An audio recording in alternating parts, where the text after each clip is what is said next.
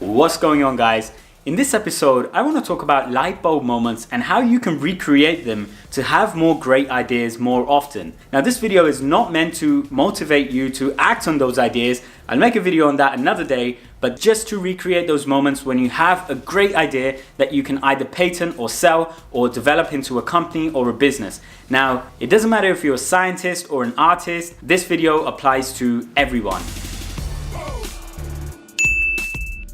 I have to admit, there are times when I really want a great idea. I found it relatively tricky to just sit down and come up with ideas. Even if I sit down with a pen and paper, they just don't come out of my mind. But why is it that when I'm doing something extremely boring, like staring at a computer or shopping in the supermarket or driving or gardening, why is it that I start getting ideas when I'm doing those mundane activities and not when I'm sitting down, especially to make a creative process flow out of my brain? Well, I did what most people would do in this situation, and I Googled it. And I found this great Medium article that talks about how the author tries to recreate or promote these ideas in happening more often in his life. Now, I read a lot of books and autobiographies from famous scientists or business people. And one thing I found is that a lot of these people were actually also doing something extremely mundane. When Newton had his great moment, as everyone knows, he was sitting underneath an apple tree. What is it about an apple or an apple tree that creates a great moment of genius in a person? Well, as you guessed, it's nothing to do with the apple. It's definitely got to do something with being in a relaxed atmosphere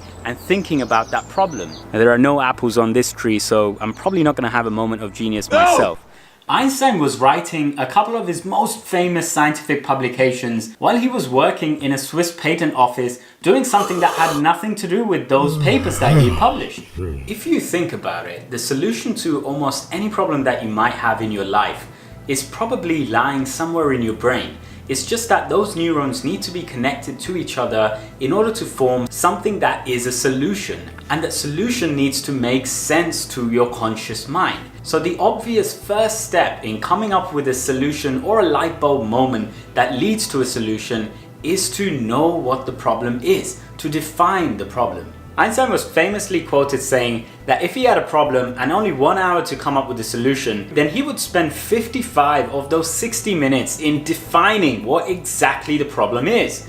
And he would only spend 5 minutes in actually writing down the solution. A favorite psychology theory of mine is Maslow's hierarchy of needs. And the theory suggests that human beings have a hierarchy of needs. So the most lowest order needs that we have as human beings are physiological and safety related. So we need to know that we have food, shelter, and we're taking care of our biological needs in order for our minds to be satisfied. Now, once we have that, the next stage is love and belongingness, or that we live in an environment that's conducive of care. And the next stage is self-esteem, and these need to be dealt with before we reach our higher order needs.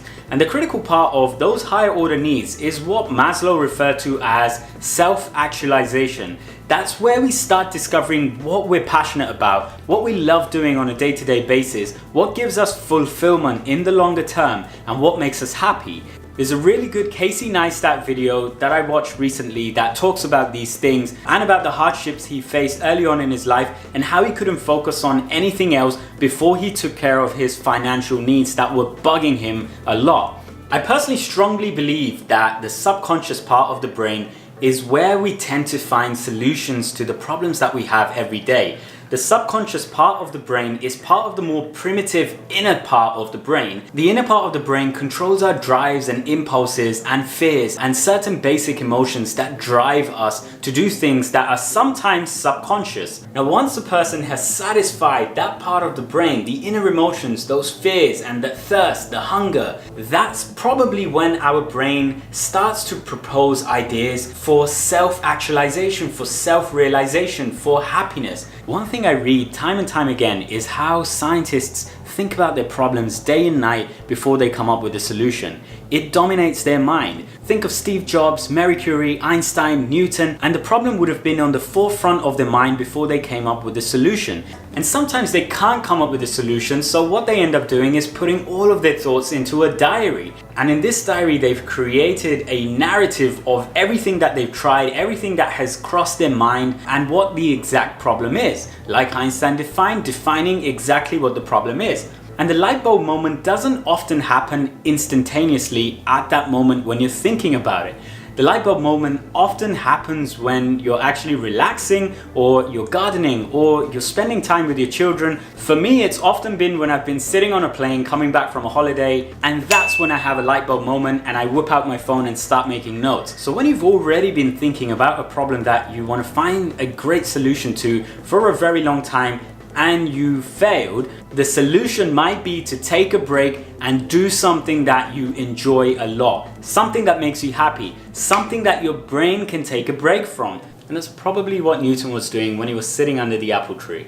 Sometimes the most logical solution to a problem that you might have may lie in the most illogical activities and the most illogical parts of your life. Something that makes your brain feel safe and happy and feel like actually giving you an output. So a quick tip that I'm gonna give for those people that are looking for ideas, for those great sparks, is to either carry around a diary everywhere you go, including the shower, even by your bed, or to always have your recorder app ready to go on your phone. Remind me at 9 a.m. about my idea. Okay, I'll remind you tomorrow at 9 a.m. What I've also found through my personal experiences and also reading that article online is that when you do have those light bulb moments, don't waste your time discussing it with someone else, but rather continue developing that idea until it's a complete physical object in your brain. Make sure you're not attracting unnecessary criticism early on when it's that important stage of making sure that your idea is something you definitely want to pursue. You want to be around open-minded, creative people who can help you think out of the box, who can help you form that idea into a stronger picture before you move on to talk to these critical people who will be determined to critique the details of your plan. There are lots of meditation tips that you can start using to reflect on that idea and give your brain some space and time to think about a solution to that problem. But sometimes you can't expect those solutions to come when you want them to come. It will come at its own time. Just make sure you're ready to jot down the idea when the apple does hit your head. No! Thanks a lot for watching, guys. I hope you enjoyed this video. Make sure you hit the subscribe button so that you know when I release my next video. I'm Roshan Patel. I'll see you next time.